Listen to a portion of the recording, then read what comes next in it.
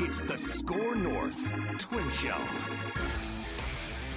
Oh, and what a show we have planned for you guys today. It's State of the Twins Monday, and the Twins were on the grid yesterday. So we're gonna hit you with all sorts of fun stuff on the Score North Twin Show. It's Phil Mackey, former Twins beat writer, Declan Goff, current Twins beat podcaster, and then the sports dad Judd Zilgad, who's watched more Twins games than probably both of us combined in his life. Your Twins viewing game goes back. You probably were like plopped in front of a TV. Mm-hmm. You were born in LA though, so I don't know if you like got to watch a Twins game because you were born in November in '69. So I was gonna say you might have watched the Twins game in the '60s, but the season would have been over. So you've watched Twins games in the '70s, '80s, '90s, and then 6 decades of Twins viewing. Yeah, my first conscious memory of watching and going to games is probably '78. Okay. So the end of the 70s, and then hardcore in the 80s. Probably more cynical by about 93 or so. Fully cynical by about 91 and 92 were great fun. 2011, full cynical. Cynical. Oh, the 2000s. The 2000s have been wrought with being very, very cynical about our Twins. No question. Yeah. So a couple things before we get to the State of the Twins, the categories, and then we'll get to the Immaculate Grid. The St. Paul Saints, in fact, we had a little Score North Twin Show listener gathering at the Saints game last Thursday. Saw Brooks Lee hit a couple of bombs. Didn't Matt Wallner hit a bomb in that game too? He did. He's got like 18, 19 home runs. So it's just a great place to watch a baseball game. They have Thirsty Thursdays, $2 beers, 2-for-1 seltzers. Sundays are family days at the park. So you can stop by saintsbaseball.com to find tickets to upcoming Saints games and watch some of the best young talent in the Twin system rise through the system. Great beer choices, too. Mm-hmm. Oh, they have a wall of just local craft beers. Yep. Yes. So we were getting into that. And then also, we're 3 months into this brand new Score North Twin Show YouTube channel. So you can in 2 ways you can help the show grow. One, click the subscribe button on the Score North Twin Show YouTube channel. And then if you happen to consume this show on Apple or Spotify, give the show a 5-star rating and a positive review so we can keep this thing humming and growing throughout the season as the Twins continue to hang around in the playoff chase. Overview, 43-35 record. Second place now in the American League Central. They were third place a week ago, so they've jumped up to second place. They've fallen a couple of games further back behind Cleveland, who hasn't lost a game in like a week. So they're 7.5 games out. The Twins are 8th in runs scored per game offensively, 17th in runs allowed per game as a pitching staff and defense. They have a 78% chance to make the playoffs according to Baseball Reference, and a 5% chance to win the whole bleeping thing. We'll start with Declan. Twins vibes are blank right now. The vibes are a changin'. That's my vibes. The vibes are a changin'. So yes, you've beat up on some bad teams. Another Dex plan, by the way, that went right down to the nose, 9-4 over these 13 games. So they needed Dex the plan. last two to get the Dex plan 4.0. So thankfully that did hit. But I think when you look at what Royce Lewis has been able to do, just providing this extra spark and on just in a historic rate. Like, this is insane. He has entered the category of stop and watch baseball players, which is very, very rare. I mean, we all love baseball on this show, but sometimes, you just kind of, you can forget that an at-bat happens. You have to stop and watch what Royce Lewis does every single time he comes up to the plate. I think also when you're just looking at the rest of this team, I think the vibes have changed a little bit here. They weathered their storm without Royce. They weathered their storm, with some bullpen problems to a degree. I know we saw that still on Friday night, but I think the vibes are a-changing. And even though they still have to crawl back a lot of games to catch Cleveland, and it's too bad because I believe at one point last week they were just 4.5 games back, so that just shows you how quickly the tide can turn in the standings. I feel a lot better about this team after this stretch than I did probably going into it, so the vibes for me are changing. I think the vibes are one of curiosity. And it's a very simple thing that this clubhouse is curious about, and that is, when is Cleveland going to hit a legitimate rough stretch? So we're almost to July 1, okay? As you just described, Phil. 7.5 game lead. Cleveland's now won 5 in a row. And get this, their 653 win percentage coming off a victory against Toronto yesterday trails only the Phillies in all of baseball at 662. Their longest skids have been a pair of 3 gamers. Like you consider the Twins ups and downs, right? The roller coaster. Cleveland has lost 3 consecutive games twice, and that is it. Steven Kwan is hitting 390. It's ridiculous. Now the Twins are, and this is where it's going to come down to, I think. The Twins are currently 0-5 against the Guards. They have 8 games left, including a series September 16th through the 19th in Cleveland. But I think as we get towards the 4th of July, that it's fair to say there's probably a genuine curiosity, because every baseball team ordinarily goes through some 1 or 2 legitimate slumps. I don't mean 3-game losing streaks. I mean legitimate slumps. When is that going to take place? Now, the good news is that the Twins actually have pulled into the second wild card spot. They are a game up on Boston now. Kansas City has started. They have, not surprisingly, started to fall back a little bit. But if I'm the Twins, I'm like, Cleveland's got to hit a rough stretch, right? Just when? Yeah, I mean, it has to be coming at some point. Now, the Twins can't afford another really rough stretch where they lose 6-7 games in a row, or they're not going to catch Cleveland. Their margin for error is so thin right now. Right. But we've seen this a couple other times in this division, both ways with the Twins in the last 20 or 25 years. 2001, the Twins had a lead throughout the first half, and then regression starts to hit for the Twins. Cleveland, who had a really stacked team in those years, like the late 90s, early 2000s, they came back and they wind up catching the Twins in like August and then broke away. And then the Twins on the flip side, I mean, 2006, the Twins started in a hole. They were like 6 games below 500 or something in June. And they were 12 and a half games back or whatever it was, and they wind up winning the division. So it's certainly not decided yet. But I think we have to come to terms with the fact that Cleveland is not just a fluke team that's going to finish with 80 wins or something. You know, Cleveland's here. They've racked up enough wins. I will say that the Twins' vibes are bully-like. They can't beat the best teams. They're still 0-14 against the best teams in the American League, including Cleveland. But by golly, they will trounce the Oakland Athletics, the Chicago White Sox. So rack up these wins. I'm curious to see again what they look like once they start facing the cream of the crop in the American League again. Okay, Dex, what is your favorite current Twins thing? All right, so my favorite current Twins thing is the adjustments that Pablo Lopez made yesterday. And I'm curious if this is still sustainable, which is what he was talking about yesterday. So going into the start yesterday, Pablo Lopez at one point between his last start against Tampa Bay was leading the league in earned runs and home runs. So yes, the advanced metrics were suggesting there is still a better pitcher in there. But there is no advanced metric with an eye test that says when you are leading the league in earned runs and home runs, that is a problem. There is no advanced metric that really kind of saves you there to a degree. So the biggest problem for Pablo this year has been that sweeper that he started throwing last season, and it was a very effective pitch for him.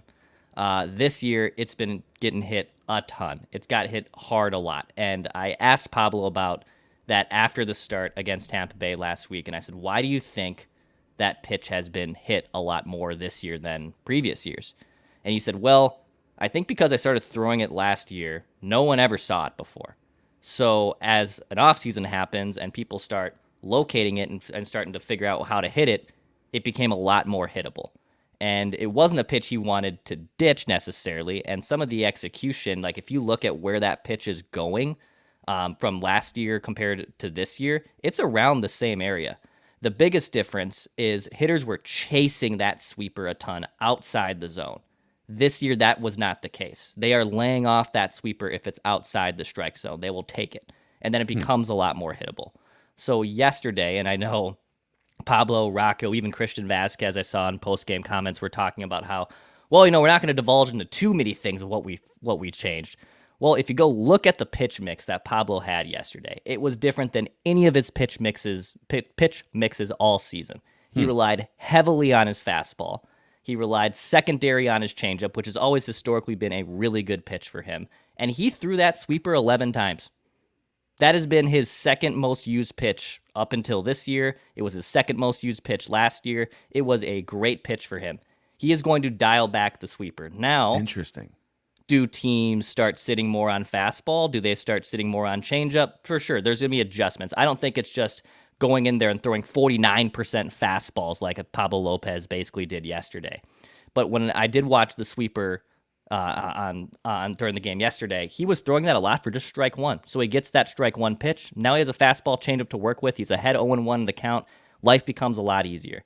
I know Glenn Perkins also talked yesterday about how when he was throwing a bullpen at some point during Saturday or Friday's pregame in Oakland, that he was using more weighted balls. So like, obviously a guy, when you're struggling that much, you're going to do everything you can to kind of get out of it. And Pablo did mention that the advanced metrics after last Tuesday's start against Tampa Bay they're probably keeping him sane to a degree. Like, okay, I am probably better than what these are saying, but it's still not working.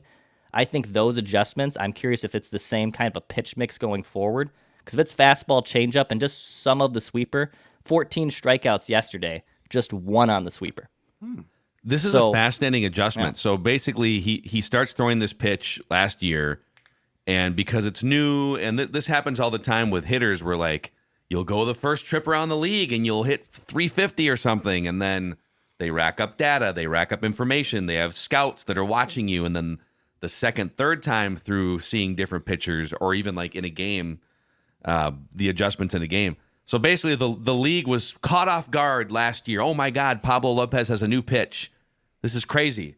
But now that they've racked up a year's worth of data, the league came back, responded to him, and now he's responding back again. You know, if you look too, just even including the struggles with that pitch, the sweeper this year, there's only two pitchers in the league that have a wider gap between their expected ERA and their actual ERA. So Pablo Lopez has a 5.11 ERA even after yesterday's start, but his expected ERA is under 4, and I'm using fielding independent pitching, FIP. Yeah, we're getting into the nerdy baseball weeds here.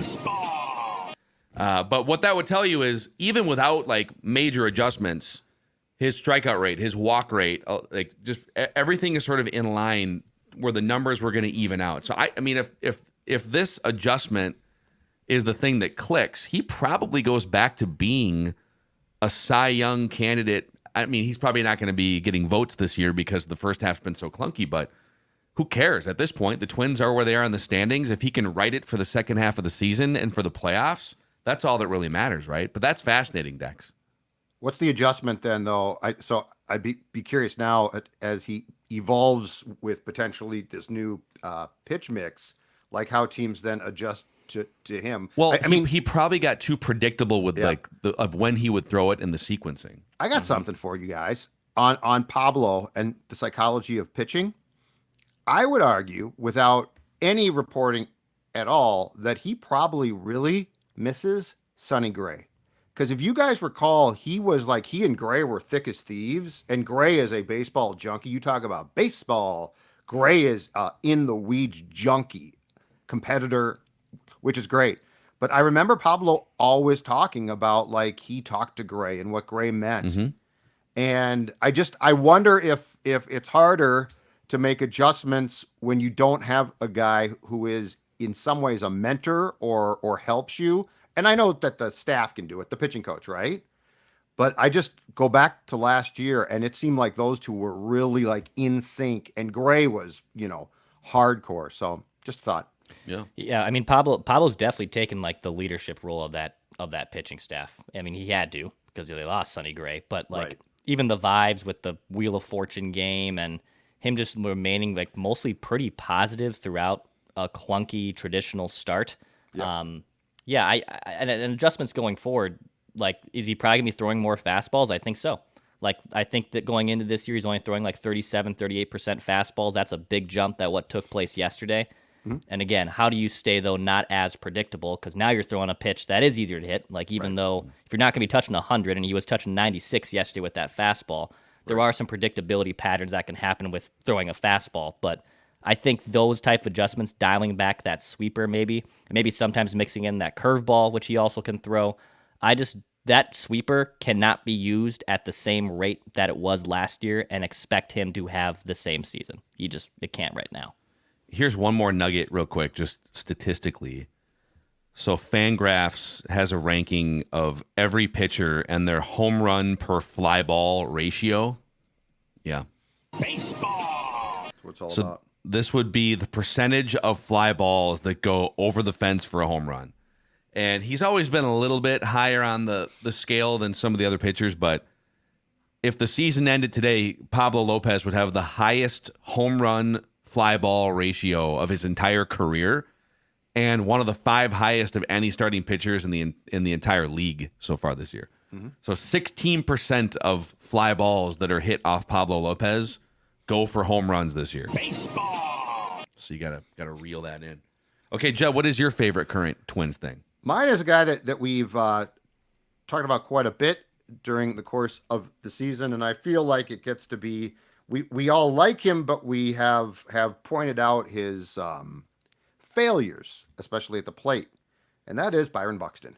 On June 5th, he was slashing 221, 274, 366, which is obviously not great. And I don't think we're expecting him to be, great at the plate, but you're expecting more, right? Mm-hmm. Since June 5th in 14 games.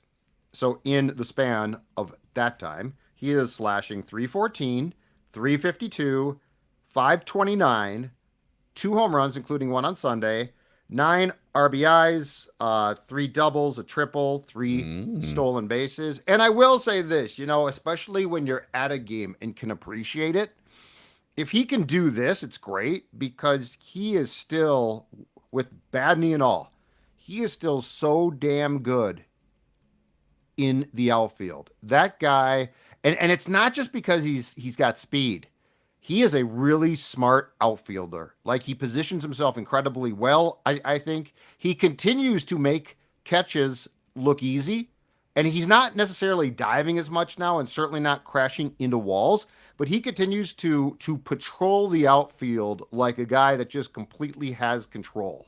And he is now up to, at the plate, 245, 294, 408. So certainly not great, but I do think that there is reason for optimism that in about a 14-game span, he has begun to produce more. Yeah, he's been, so that was going to be mine too. I do have a backup one, but it's kind of a don't look now. The season is 6 months. It's a long stretch, and it's easy to write guys off after a bad 2 weeks or, Carlos Santana. But now that we're settling in and it's June into July and Buxton's feeling more comfortable, he's been as healthy as he's been in a long time. And this 2-week stretch looks a lot more like the Byron Buxton we remember from a couple years ago when he was last healthy and performing at the plate for at least a 2 or 3 month stretch. And that's one factor here that we haven't talked a lot about. We talk about what trade can they make? Do they swing a trade for a Pete Alonso or a Vlad Guerrero Jr.? What pitcher, if Byron Buxton all of a sudden performs the way that he has the last 2 weeks, the rest of the season, you're literally talking about an MVP candidate just joining the party in the stretch run here. So that is the fact that this has come out now, his bat the last 2 weeks, the way that it has, he's batting 7th in most lineups. Mm-hmm. He's just kind of sneaking in the weeds, and you might all of a sudden unleash one of the best hitters in the entire league if he can get back to where he was a couple of years ago. Yeah, I mean, he's a streaky hitter. Like the 2 weeks prior to this, as Judd brought up, weren't great, and now he's on a nice little run, and it does seem to go, though, like as the Twins win, Byron Buxton is producing too, right? I mean, there was the stat for a long time up until last year, too, where if Byron Buxton was healthy and starting in the lineup, the Twins just traditional winning percentage was a lot higher than when he wasn't in the lineup.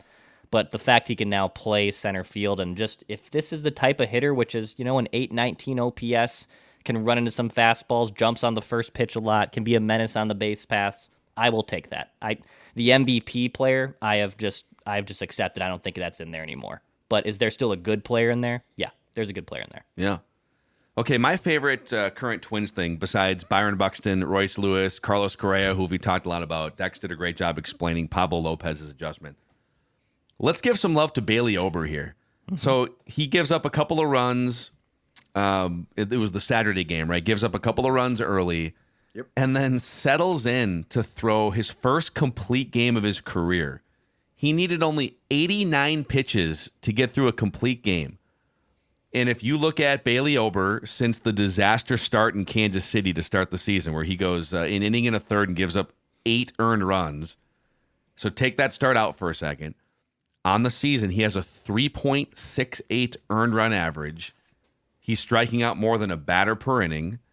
He's going relatively deep into, by modern baseball, he's going 5-6 innings pretty consistently. Bailey Ober has settled in as a nice, reliable rotation piece for this team. And a guy that I think you could trust to start game 3 or game 4 of a playoff series.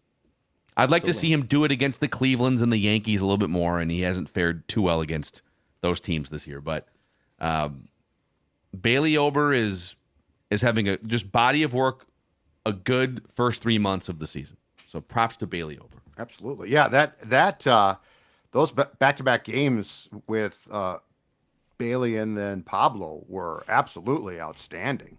And he'll just like pop up randomly and give you, like that start against Toronto where he had 10 strikeouts in 6 innings back in May. He'll just look dominant once or twice a month. It's really interesting.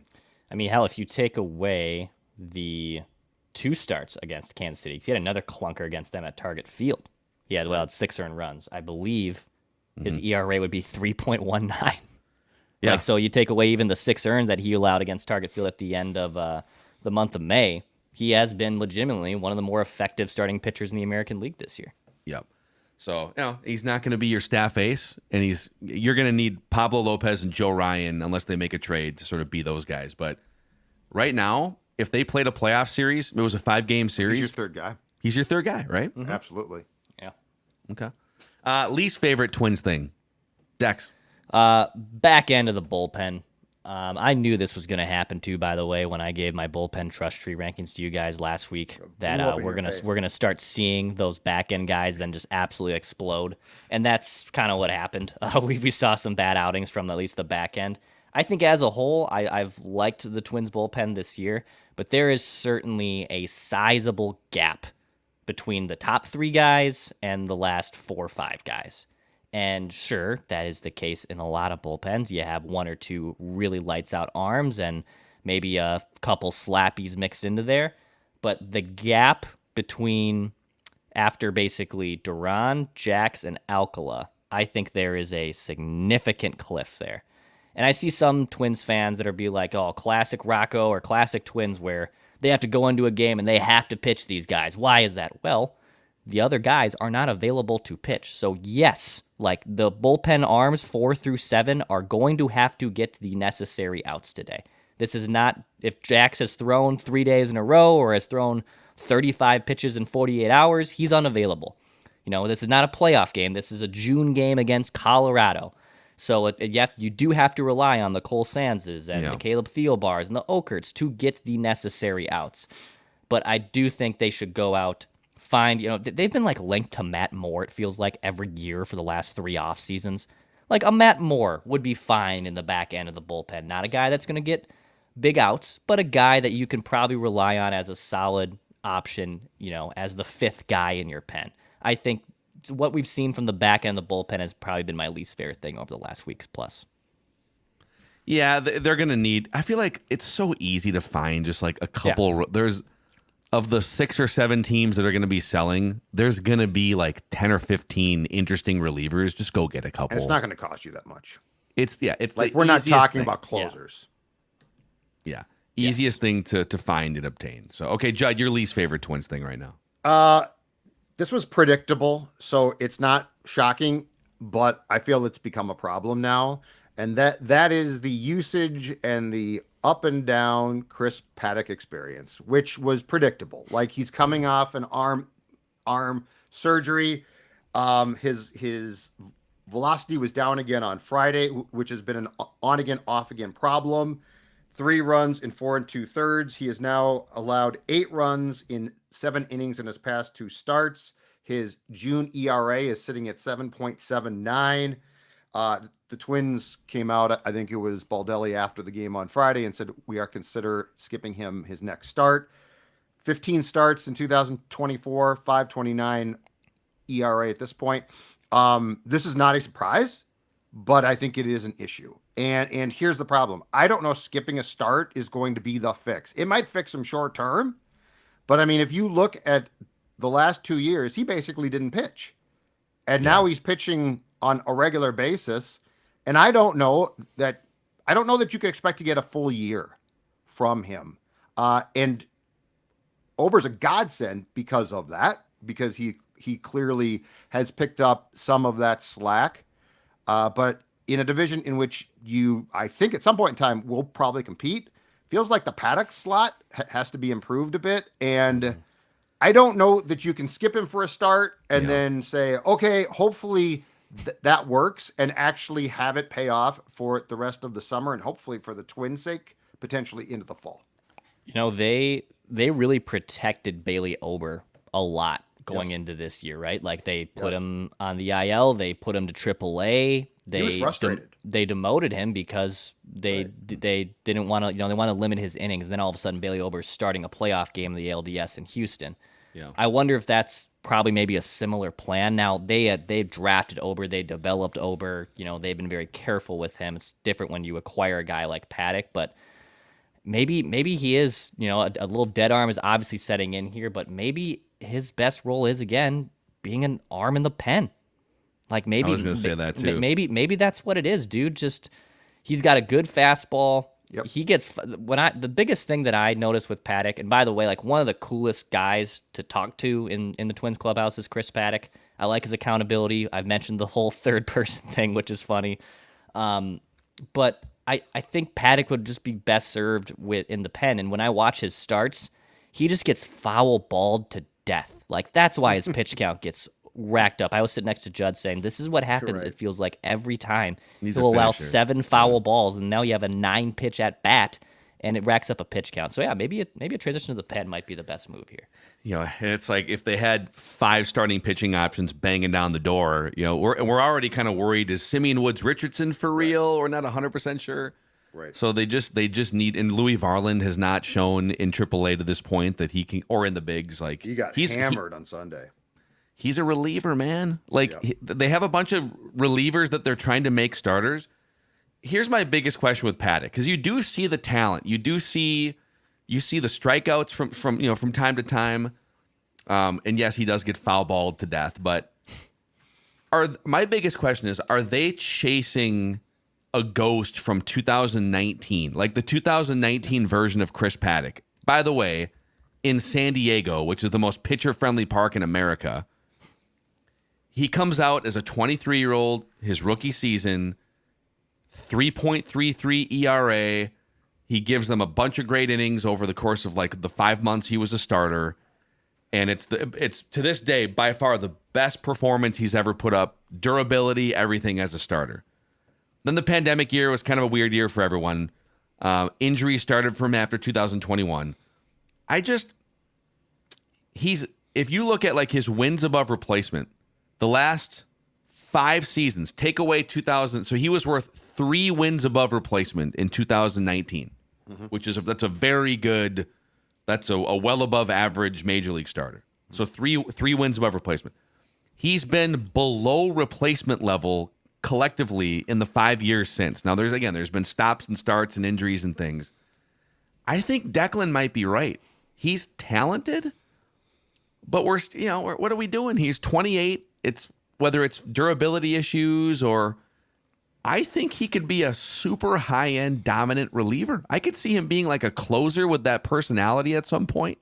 Okay. Yeah, that's great. But you need some guys to fill out the rotation. That's the problem. Well, that's the problem. Varland on Sunday. This is an incredible pitching line in a, by the way, 20-9 loss to Toledo. Oh, man. 2 1/3. 11 hits, 12 runs, 11 earned, no walks, 5 strikeouts, 2 1/3, 5 home runs. He's not a starter. I mean, just got hammered. Yeah, he's not a starter. He's too hittable, man. And by the way, like Chris Paddock, at the end of the day, was super hittable. He gives up. If you Not a starter. I'll keep just giving you some dumb stats. Like Pablo Lopez gives up 3 fewer hits per 9 innings than Chris Paddock. Mm-hmm. Like at the end of the day, however they get there, like one guy is way more hittable than the other one.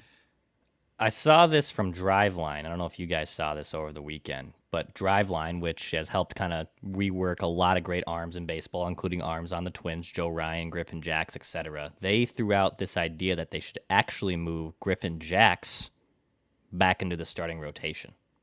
With his repertoire? Yeah. I think that's probably more of an off-season adjustment. Like you can't flip him. You can't flip him and make him a starter. He's too good there June now. 24th. Yeah. He's their. Amen. He might be their best reliever right now. Yeah, it's enough. He's got to ramp up over like 3 months. But it is interesting. I think he is. Duran has been weird. It's been a weird year there. No, I think you're right, Dex. I think Griffin Jax is the Twins' best bullpen guy right now. I think you're right. But if some of the like underlying pitching metrics and pitch repertoire show that you could flip him to a starter and he becomes like your number 3 starter, and you could replace his spot with a Chris Paddock, maybe a Louis Varland, and now you've got some other guys that are that's an interesting conversation for sure. Okay, are we doing Dex 6.0 today, or are we going to sit on that for? Let's do a Dex 6.0. Yeah. Do you have it? Okay. Yeah, I was trying to. Here's the thing. I was trying to figure out how many games I want to include here because they have 6 left on the road trip. Okay, then they're back home for 6, and then they have 6 on the road to close. And I typically give you guys like 10 to 13 games. Mm-hmm. So I was trying to figure out the sample size of what I wanted to do here. Yeah. So let's go. And Houston's better than they were. They're not great. They've won 5 straight. Yeah, they're better than they were. They're very streaky. Houston's rolling, man. Let's do this. Streaky. Let's do 9 games. Let's do the 6 on the road and 3 at home against Detroit. The only thing is we won't really reconvene for a Dex 7.0 until after my wedding. Well, your wedding. I almost feel like you should maybe we just go the 6-game road trip and then we reconvene for another. Take all of July, Declan. Give us all of July. Take the whole thing. Take a month. Let's do the next 6. Let's do the next 6. Let's do the next 6. Then we got a day off on July 1st for next week's State of the Twins, and then we can do a Dex July plan. Okay. Where you can basically say, when I come back from my wedding, this is what I want this team to look like. This is what I want to see. They'll be in last place. Over these 6 games, so 3 in Arizona, 3 in Seattle. Now, Seattle has like the best pitching staff in MLB, but the Twins also roughed up 2 of these guys when they were here last, which was interesting. Let's go. I'm just gonna play this safe. I'm gonna say 3-3. I'm gonna say 3-3. Okay. Because I think the Seattle series is gonna be, even though you roughed them up before, that's gonna be tough with those. D-backs are feisty. The D-backs are feisty, and I find it intriguing that the Rays, who I also consider to be feisty, won 2 of 3 here. Mm-hmm. Like the A's are just sort of dead ass for the most part. I mean, they came back on Friday, but they're dead ass, right? The Rockies are minor league. The Rockies are an awful team. I like horrible. the Rays. The Rays are in last place in a good division, but I also think that the Rays and Diamondbacks are feisty's a perfect word. Yeah. So we're going. So it's just a short little. It's a 1-week Dex 6.0 plan. You're looking for the Twins to go 3-3. Finish out the road trip. Just stay whatever it is, 8 games above 500. Right. Okay. I'm getting old, but did Phil give his least favorite thing? Oh, did I? Did I not? I feel like you talked about what we talked about with Paddock, but I don't think that you chimed in with your own least favorite thing. I think. Well, it's funny because I was gonna go bullpen as well. But I'll give you this. My least favorite thing is the fact that they are still 7.5 games back of the Guardians. Yeah. And it looks like it's going to be the Guardians' division to lose. Mm-hmm. Once again, when you look at the Guardians team, every year they have 26 guys on the roster, or 25 before they change the rosters. And you've never heard of like 18 of them. You know, there's a couple relievers that are lights out, and there's a couple guys in the lineup. Ramirez, obviously. You just get the guys like Stephen Kwan hitting 390 for long stretches of the season. I don't know. And with power now. Yeah, the wind tunnels, man. It's weird. He's got pop. Yeah, from the wind Wind tunnels. tunnels. The wind Weird tunnels. deal. Oh, by the way, I got one more thing. Just quickly. It's an old school Twins thing, so I don't blame this staff as much. But why didn't you take Wallner to Oakland and IL Kepler? I don't know. He didn't play, and we knew he wouldn't play, and Max doesn't play when he's hurt. Yeah. It was the most obvious 10-day IL stint of all time. Yeah. Wallner's got 18 home runs so far this year in AAA. But I mean, why take a guy who's not going to play and dead in the spot? And I don't know why. I don't know. Great question, man. It is weird. That's a very old school Gardy TR type of thing to me. We did get Brooks Lee to play second base though last week. We did. That was Welcome, nice work, Toby. boys. Nice work. And Derek. The night that we posted that episode at like noon, and then 7 hours later, there's Brooks Lee making his debut at second base. Mm-hmm. So okay, the Twins are on the grid here, and this Immaculate Grid is going to be presented by Dennis Kirk.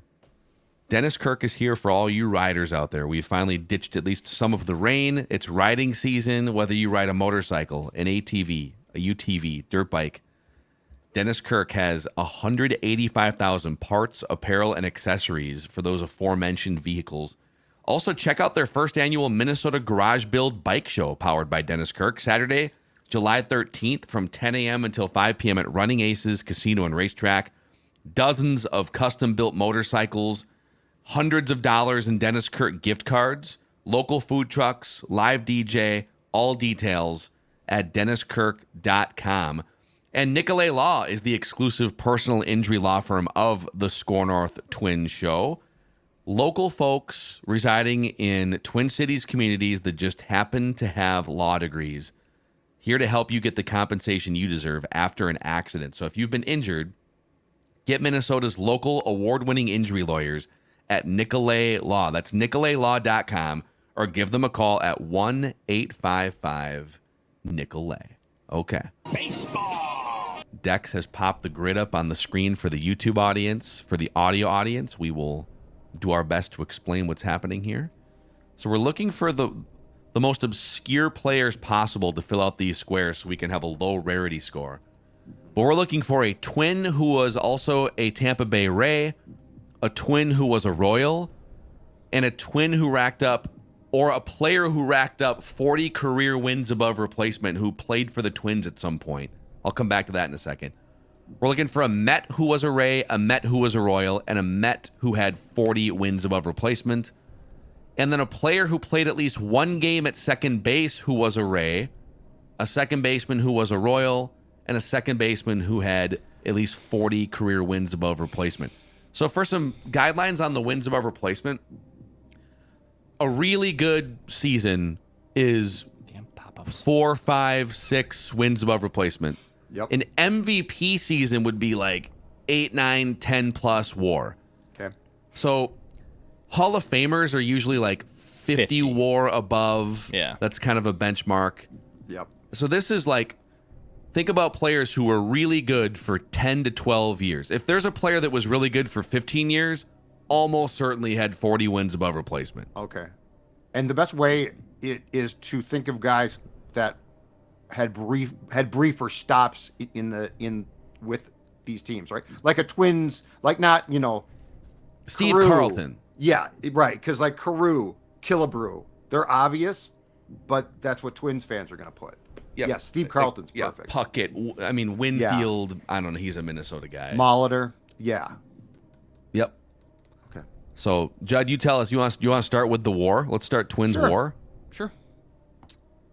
I mean, we just listed a bunch of options there. Carlton's a good one. Steve Carlton's probably the most one. obscure one.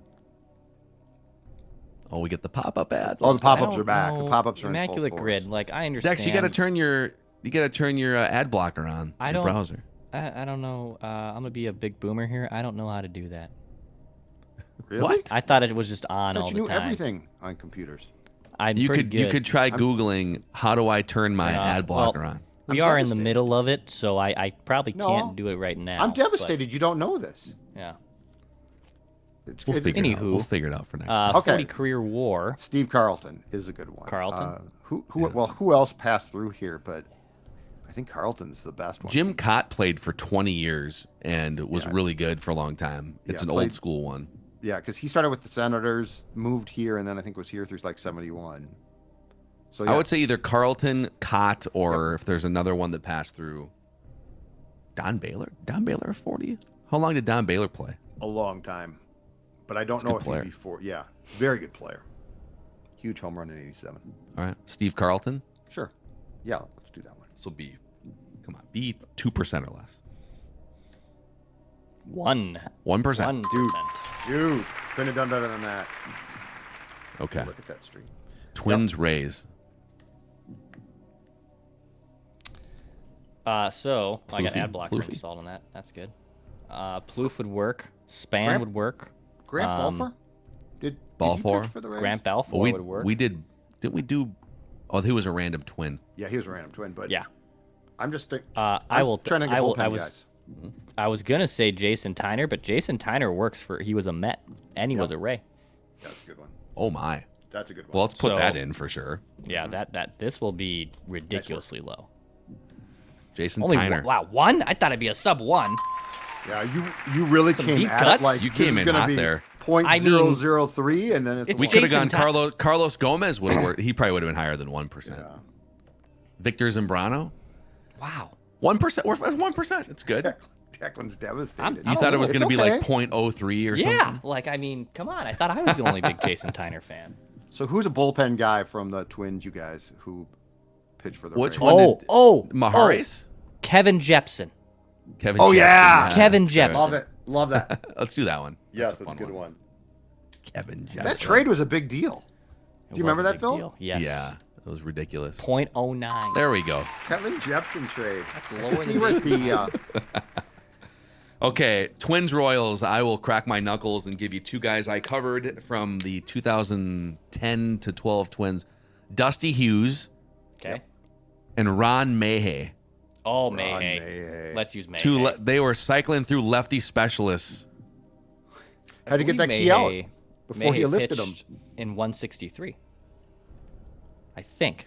Maybe he didn't. Wait, is this the same Ron I Mayhay? thought Ronnie Mayhay came in. Yeah, that would have been. It was like his last year in the bigs, 2010. Okay. I think they got him in 2010, and they got Okay. Dusty Hughes the same. So Yeah, let's do Ron it. Mayhay. 0.2.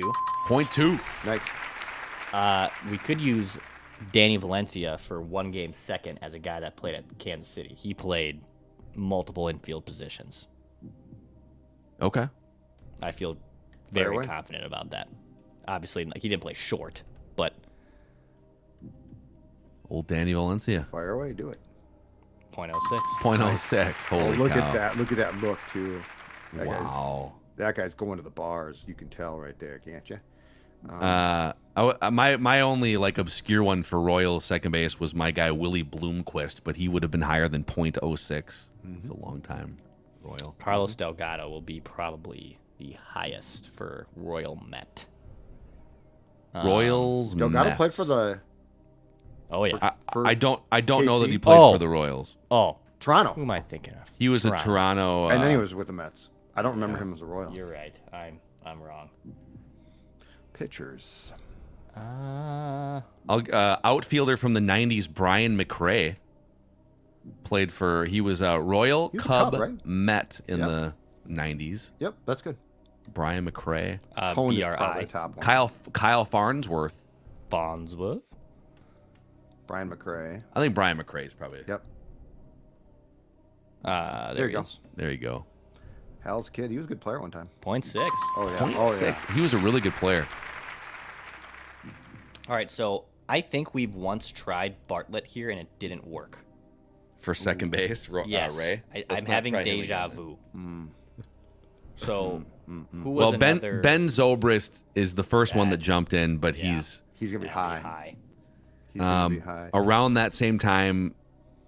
They had Cantu. What was his first name? Jorge? Who's the guy the Twins Brandon got? Cantu's a poker. Jorge Cantu. Jorge Cantu. Who's the guy the Twins got in the Dodgers trade? Logan Forsythe. Forsythe. Yeah. Forsythe. He played second base. Forsythe. He played second base there. Now he might be a pick of some Rays fans. That would be the only fly in the ointment. Let's try. Logan Forsythe. But he was actually a decent player there, as I remember. He was. I'm trying to think. great. They were just here, and I've done this before, and I play the grid when the Twins aren't on it. Like, you can use a second baseman. Just played for the Rays last week, and I'm trying to think of who was the second baseman. That was They are too. They have no low. idea. It was a low. There's two lows. There's a lot on of their lows. teams. There's a lot of lows. A lot I of can't keep lows. them straight. I hate to get that wrong. Yeah. I think Forsythe. We're pretty safe with Forsythe, aren't we? Or Forsythe, or if we went back to Cantu, Jorge Cantu. But he was like a big power hitter for them. Yeah, he was a good player. Okay. Let's go Forsythe.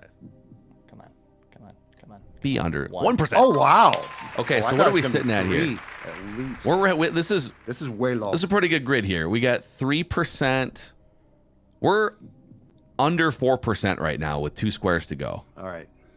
And we need a Met who was a 40. And by the way, there's history. Like the further back we go. Yep. So a Met 40 WAR player, and then a second baseman 40 WAR career. For the career, some of the old reliable. I mean, we've used Nap LaJoy as an Oakland A. Yep. He was a longtime second baseman, early 1900s, Hall of Famer. So that would be probably a baseline. Hornsby plays second. He was second baseman. But Nap LaJoy. Yeah, Nap is probably a good standby for sure. Okay. I But feel we could. comfortable with that. Tinkers to Evers to Chance, Hall of Fame. Tinkers was the short, or Johnny Evers was the second baseman for the Cubs. He's a Hall of Famer from the 1908. Oh, the Vinster loved that one. Vincer liked that one. The Vincer was like, Just woke yeah. up from his 2-hour nap next to me. I mean, if we went like Lou Whitaker or Ryan Sandberg or, I think Nap there's is so better. many. Yeah, but I think you're right. I think if we pick a star from the early 1900s, I think we're safer. I would almost. Is Evers gonna be less than LaJoy? LaJoy is a. I think they're both going to be low. Okay, pick whatever one. LaJoy is fine. Be under 1. 0.8. Yeah. 0.8. Yeah, that's good. Yeah, All right. that's a good one. Now we just need a Met. I mean, Delgado would. We just said qualify for Delgado. this. Yep. Yep. Who's Johan another- didn't get to 40 WAR, did he? Yes, he probably did. Did he? Johan Johan in the Cy Young years Yeah. would have been between a 7 and and 8? 10 WAR pitcher, Really? Wow. or between 6 and 9. Cy Young pitchers are like 6, 7, 8. And he had 3 good years with the Mets. At least a couple good years with the Mets. But he was at the top. I've done so much Johan research in my life. Okay. I'll trust He to prove Hall of Fame worthiness. People think he had he had 5 good years. No, he had 9 really good peak years. That's a good one for the Mets. And if he's averaging 5 WAR over an 8-9 year stretch, I mean, 8 times 5 is 40, conservatively, and that doesn't even count the years in which he was a reliever for a couple years and gave you 2 wins above replacement. Yeah. So that's. Johan. Hold on, okay. let's chill on that one because we could fire that one. Julio Franco played till he was 100 and played several years with the Mets. Yep. Bartolo? Yeah. But he's known anyone as who a played Met. till they were 100. He's really known as a Met. They might try to. Yeah. People might sneak that one by. Willie Mays ended his career with the Mets, but he's probably Mays really is top of top mind of right He's now. top of mind, yeah, because Top of of his mind. untimely passing at 93. Yeah. Jeff Kent started his career with the Mets, went to the Giants, then over to Duke Snyder and his career there. David Wright would be too obvious. Piazza will be Yeah, obvious. David Wright's going to be probably the biggest Reyes would be obvious. one. I'm trying to think of the early 60s Mets who were terrible, but they picked up a bunch of guys. Yogi Berra. Yogi. Yogi Berra finished his career with the Mets, didn't he? Did he finish his career or did he just coach? You know what? I don't know if he played for them. He might have finished his career as a Yankee. I and mean, I he know managed Willie the Mays Mets. did. Willie Mays did. Willie Mays, for you're sure. right for sure because he Jim was Cott traded by played the for the Mets? Giants to the Mets. Who? Jim Cott. No. I don't know. I don't think he ever passed through the Mets. I think he was a Yankee. I know he played for a bunch of teams. Cardinals. Oh, yeah, but you're correct. Should we go Johan? Let's fire Okay, Johan. let's do it. Let's do it. Let's do Johan. Johan Santana. Love it. Santana. Come on. A rarity. Oh, that's good. 6. Oh, 1%. Let's Nice. go. Look Nice at work, this boys. Yes. grid, boys. That's a good Oh, grid. That's a hard yeah. grid right there. Oh, That's yeah. a difficult grid. Let's go. Show us your grids. Show us Screenshot your grids. grids. Look at that bad boy. Throw that one out on the socials for sure. I will. Right. I will. All right. We'll Just a light victory lap light on the a grid. smoke and stare at that grid for the Three next few aging hours. guys. Yeah, take that. Take that, society. All right, there's your Score North Twin Show here. State of the Twins Monday. Trevor Plouffe Tuesday coming up tomorrow. Thank you guys for spending your Monday with us.